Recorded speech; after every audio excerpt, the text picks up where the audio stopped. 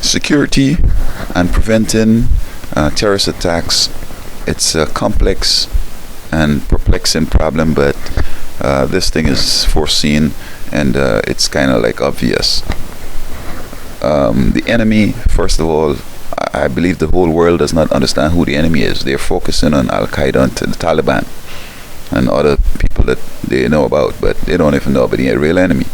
The real enemy that is controlling all these situations. I'm talking about Satan. He's the arch enemy, but I'm talking about his man on earth. That's the enemy. And so what he has done in advance is he came in and he destabilized all the institutions, destabilized the family, religion, education, politics, the economy, sports, and now he's trying to, destroy the military. Let's look at some of these things. The enemy came in and make education of such that folks just graduate and they don't know nothing, and that is important for intelligence. He's coming and he changed the role now. As according to Tyra Banks, she wants to help young ladies to be fierce. I don't know if it's fierce amongst themselves or fierce towards the men or whatever, but we're having problems in getting along. Women now are becoming powerful, and somebody should have known a long time ago that you can't do that, because if the men become non-powerful and the women are powerful, who will fight the wars and who will do the heavy, dirty jobs? Okay. And then, of course, you have the gender mix-up. Guy say he's a girl, a girl say she's a man, and that's going to be another thing. Then religion, you have the big religions like Bishop Jakes and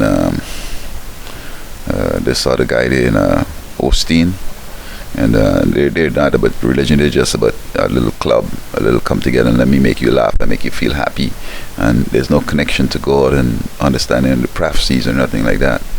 The economy they come up with, controlling the Ivy League schools, and they had a philosophy that if you export the dirty jobs and then you get things done cheap overseas, you could bring it back and make big bucks and so forth. And now, no jobs here, nobody have money to buy anything.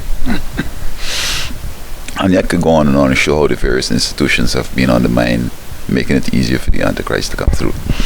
But God had said that, or the scripture says, except the Lord watches the city, the watchman waketh in vain.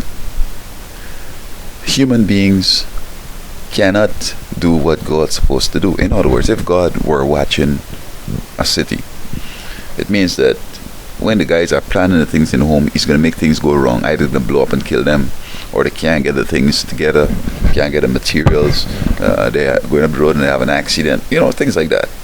Or just change their minds, persuade them to don't do it, and they do something different.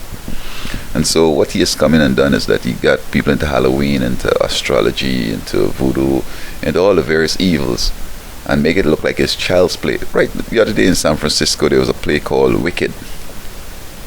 I don't know much about it because I don't investigate wicked stuff. I just understand it's wicked and just walk away. Yoga, all these stuff. So that folks are so evil that they're not even good for themselves, and you don't see nothing yet.